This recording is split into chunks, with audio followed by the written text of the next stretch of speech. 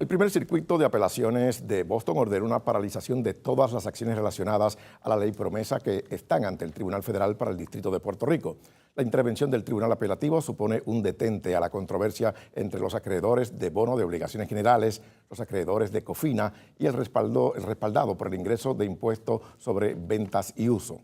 Sobre el impacto de esta determinación y la diferencia entre título 3 y título 6 de promesa, conversamos a fondo con la licenciada Celina Romaní, analista y expresidenta del Colegio de Abogados. Buenas noches. Muy buenas noches. Bueno, se habló de promesa como un todo, pero estamos viendo que no es así, está segmentada.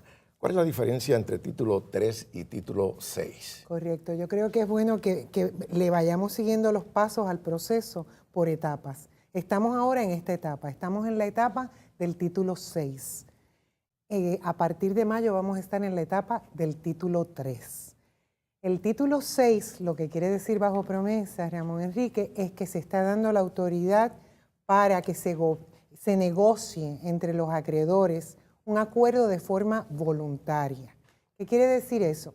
Que los que tienen deuda, por ejemplo, bajo obligaciones generales, bonos bajo obligaciones generales, los que tienen bonos bajo COFINA, etcétera, pudieran ponerse de acuerdo en categorías separadas. Por ejemplo, si tú tienes obligaciones generales y hay un 66% de esos bonistas de obligaciones generales que imponen que se te pague X, tú tienes que aceptar, aunque seas una minoría, que se te pague X, porque es la mayoría, la supermayoría del 66%. Si hay bonistas de COFINA que 66% deciden que se pague Y, tú tienes que aceptarlo también porque es una supermayoría. ¿Qué pasa?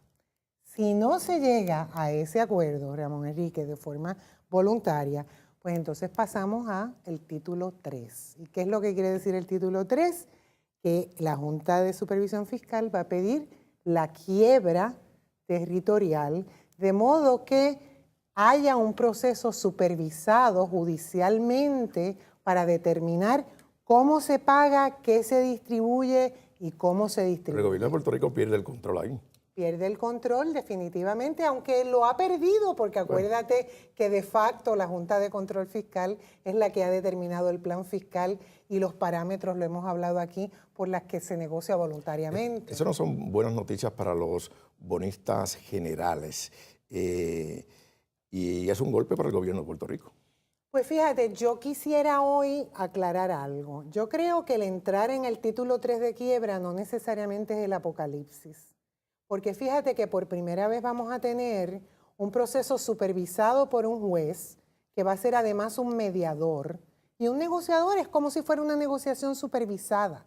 ¿Y qué pasa? El tribunal tiene que seguir unos parámetros, a diferencia de la negociación voluntaria bajo el título 6. Bajo el título 3, el tribunal tiene que medir qué categoría tienen esos acreedores. Por ejemplo, ¿quiénes están protegidos por la Constitución? ¿Quiénes están protegidos por leyes especiales? Y de modo que sus créditos son más asegurados. O sea que el rol del juez en el proceso de quiebra, a mi juicio, es como si fuese una negociación asistida.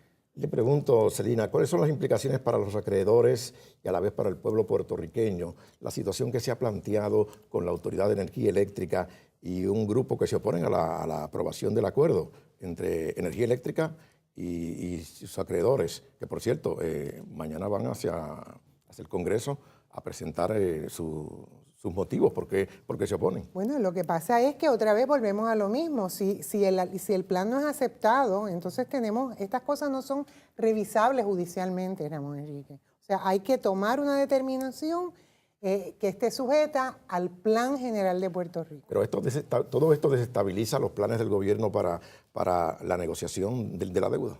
No, yo no creo que desestabiliza, yo creo que hay mucha desinformación. Una cosa es sentarse en la mesa y tratar de negociar, como cuando tú y yo estamos tratando de negociar una deuda. Otra cosa es que no nos pongamos de acuerdo. En vez de pagarte 50 centavos por el dólar que debes, pues te pago 60.